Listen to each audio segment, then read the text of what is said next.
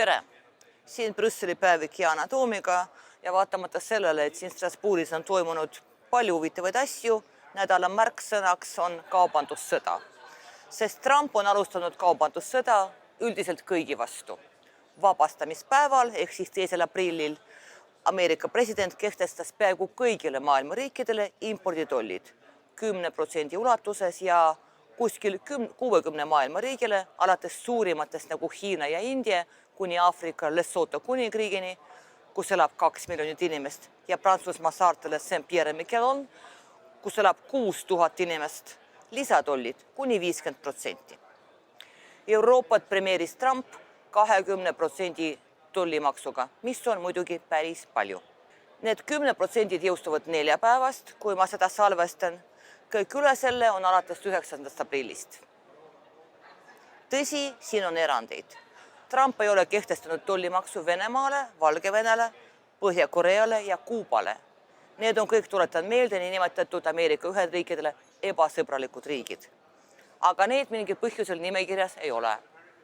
Sõbralikud nagu meie saime kõik kannatada. Kõik Ameerika Ühendriikide peamised kaubanduspartnerid said oma osa tollimaksudest, sealhulgas Euroopa Liit. Ühtse territooriumina, sest muu hulgas oleme tolliliit, millel on ka ühine väliskaubanduspoliitika. Kuidas täpselt Trump tollimaksu välja kuulutas? Ta ilmus suure tahvliga nagu prohvet Mooses kivitahvlitega, millel oli kirjutatud 10 käsku. Ainult et käskude asemel on seal riikide nimekiri ja 2 veergu. Ühe kohal on kirjas USA suhtes kohaldatavad tollimaksud. Teise kohal on kirjas USA vastumeetmed. Eraldi teema on Trumpi kommentaarid. Ta nimetas Euroopat haletsusväärseks ja ütles, et Euroopa on aastakümneid röövinud, hävitanud ja vägistanud Ameerikat.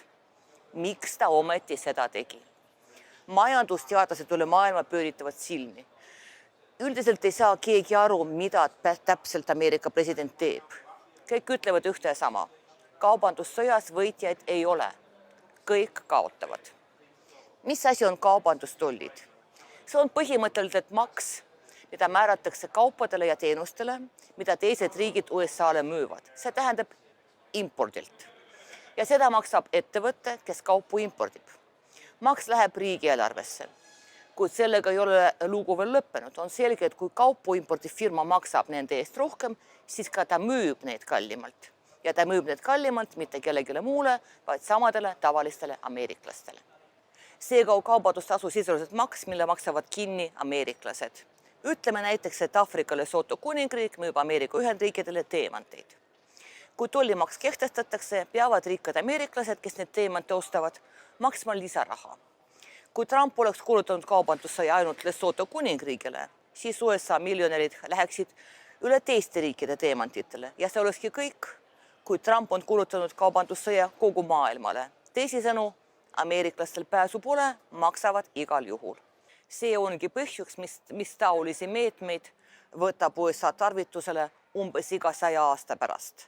Tagajärjed on USA endale nii katastroofilised, et kõik, kes seda mäletavad, peavad enne ära surema. Viimati toimus selline kaubandussõda aastal 1930. Nagu tänapäevalgi olid kõik majandusteadlased tollimaksude kehtestamise vastu. Tollidega kehtestati. Kaubanduspartnerid muidugi andsid vastulöögi, kaubandus kukkus ja see oli üks majanduslanguse põhjustest, mis läks ajalukku kui suur depressioon. Aga Trump ja tema nõunikud ei saa ju ometi olla nii rumalad. Võib-olla mitte, aga naiivsed ja enesekindlad võivad nad olla küll. Loomulikult on Trumpil oma loogika.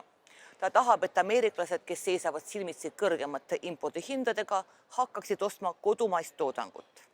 Ja kui USA majandus suudaks üleöö taastuda ja pakkuda ameeriklastele samu asju, kuid kodumaised ja sama hinnaga, see oleks muidugi Trumpi võit. Kuid tegelikus elus toimib asi teisiti. On kaupu, mida USA-s üldse ei eksisteeri. Nad ei kaevanud ega toodete seal. Siin ei saa midagi parandada. Eestis ei ole näiteks naftat. Ja kui me homme kehtestaksime 100% tollimaksu imporditavale naftale, siis kodumaist naftat niikuinii selle peale ei tekiks. On kaupu, mida USA toodab, aga need on vähem kui vaja. Või nad on halvema kvaliteediga ja kallimad kui imporditud. Jällegi, kelle süü on see, et need kaubad on Euroopas paremad ja odavamad. Loomulikult on see USA jaoks justkui parandatav, aga mitte kohe. See nõuab ikka aastaid, kui mitte aastakümneid. Just sellepärast muide jättis Trump nimekirjast välja pooljuhid ja mikrokiibid, ravimid, nafta ja gaasi. Et USA elanikud ei ostaks mobiiltelefoni, arvuteid ja seadmeid ja samuti antidepressante veelgi kallimad kui praegu.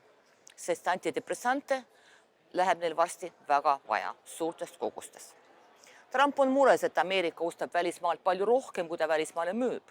Ta nimetab seda kaubandusdefitsiidi ohuks ja on selle tõttu välja kuulutanud erakorralise seisukorra. See loogika seletab seda, mis tundub mõttetusena. Näiteks USA suhtes kohaldatavad tollimaksud ei ole üldse tollimaksud. Need on konkreetse riigi USA-sse importitud ja USA-sse eksportitud kaupade suhe. Samale Soto kuningriik müüb USA-le $240 miljoni väärtuses kaupu, peamiselt teemante, kuid ostab USA-lt kaupu $2 miljoni väärtusest. See on nii, sest see on väike riik, nad lihtsalt ei vaja rohkem. Aga miks Venemaad pole nimekirjas, on tõesti mõistatus. Valge Maja väidab, et USA ja Venemaa ei kauple, kuid see ei vasta tõele. Aastal 2024 importis USA Venemaalt üle $3 miljardi väärtuses kaupu, peamiselt väetisi ja väärismetalle. Ilmselt asi on Trumpi ja Putini erilistes suhetes. Ilmselt keegi lihtsalt võttis kaubandusstatistika, sisestas selle Exceli tabelisse ja nüüd me saime endale absurdse kaubandussõja. Mis on tagajärjed Euroopale? Kui me räägime kaubandusest, siis see on sõda, meid rünnatakse ja me oleme sunnitud vastama. See tähendab kehtestama oma tollimaksud Ameerika Ühendriikidest pärit kaupadele.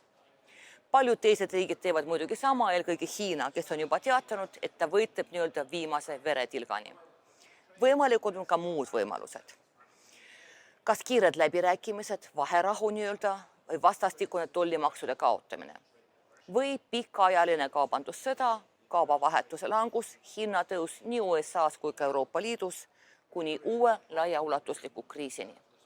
Veel on võimalik, et Trumpi tollimaksudega tegelevad Ameerika kohtud palju kiiremini või et vabariiklased Valge Maja koridorides veenavad Trumpi mitte nii kiiresti liikuda apokalüpsise suunas. Vabariiklastel erinevalt Trumpist on veel ees kongressi valimised. Poliitikast rääkides, nagu Ursula von der Leyen juba ütles, on meid alt vedanud meie vanim liitlane. Pärast 2. aprilli on vähe inimesi vaja veenda, et me ei saa enam USA-le loota nii nagu varem, et ta ei ole sõber ega vaenlane, asi pole ainult Trumpis, vaid ka nendes poliitikutes, kes toetavad tema rumalusi.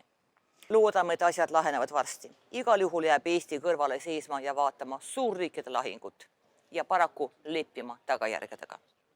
Püsige terved ja kohtume nädala pärast.